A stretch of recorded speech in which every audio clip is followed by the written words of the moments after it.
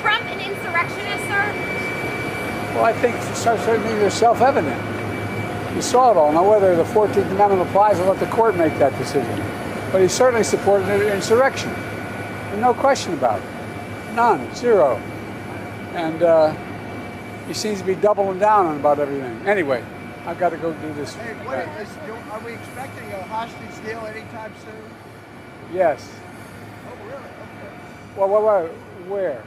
Over in, oh, no, I was talking about... You're talking about we're pushing it. There's no expectation at this point. But we are pushing it. Can you address the prisoner exchange with Venezuela, sir?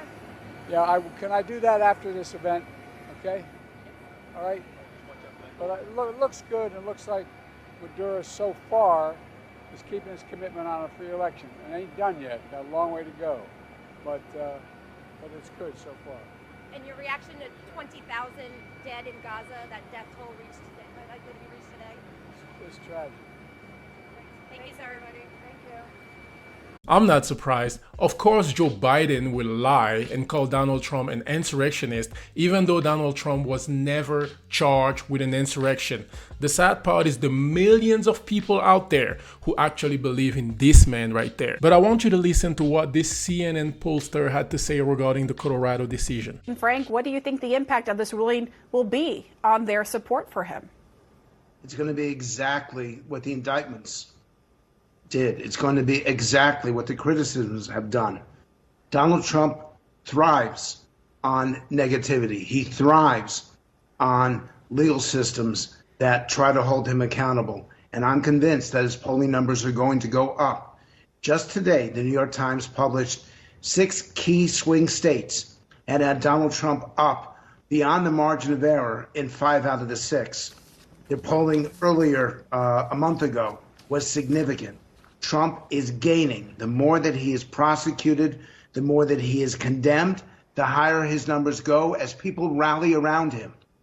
And I would say to the judges, as I said to the Justice Department, you're actually making it more likely that Donald Trump is elected next November by how you are pursuing this. You don't explain the decisions. You don't put things in context. And so Trump climbs and climbs and climbs. And right now, he's beating Joe Biden clearly nationwide. Well, for the judges would say, look, we're just going by the law without fear of favor.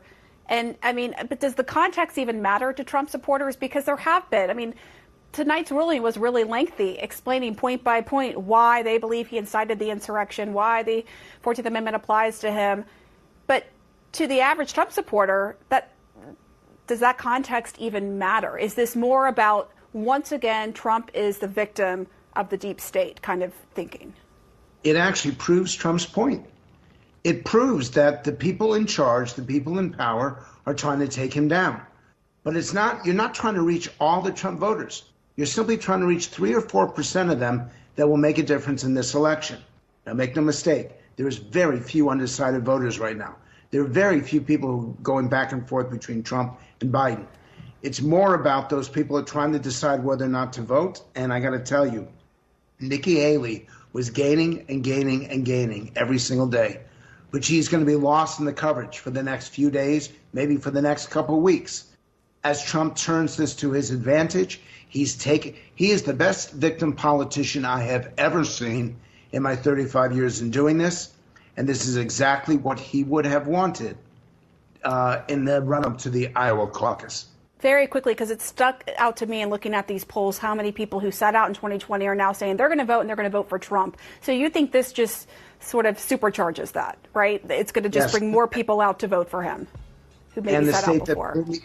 And the state that blew me away was Nevada, because that's a state with a significant percentage of Latino votes.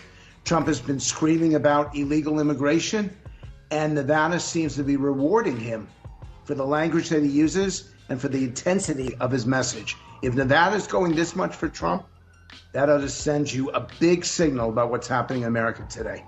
All right, Frank Luntz, thank you so much. God bless you. Catch you on the next one.